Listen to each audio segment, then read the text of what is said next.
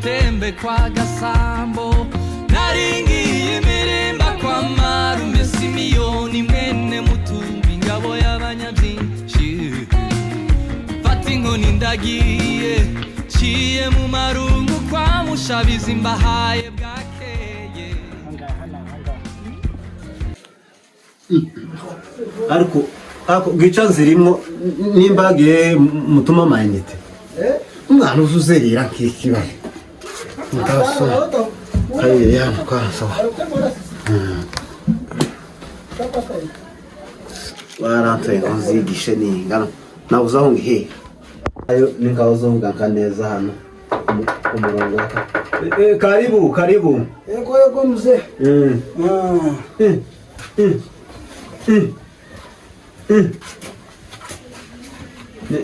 ni kodi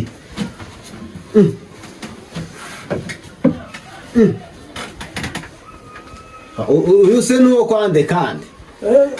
mzee noneho ibintu gamvuze nibyo kwicaraga tukabanza tukaganira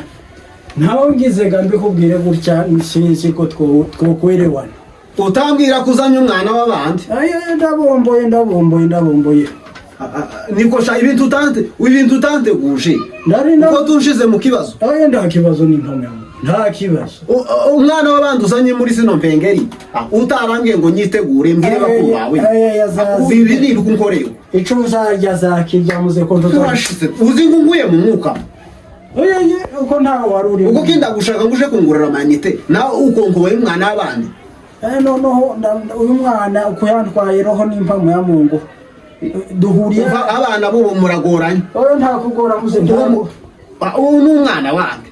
uyu nguyu ni wananaha muzehe uyu shefu waha kuyu muhana se ninde kandi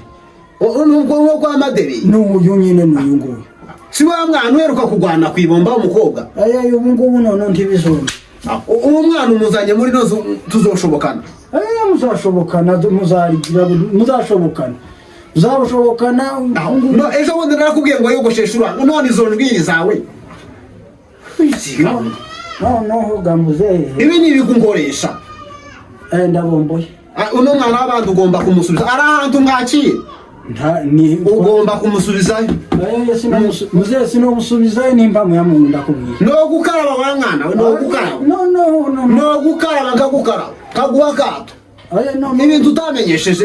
wawushira mu ngora nta ngorane muzehe none zoja kugara utari ninga gute kandi umuntu waje arayashatse uretse garino yinga siryo ryo kubuza kuja mu ijuru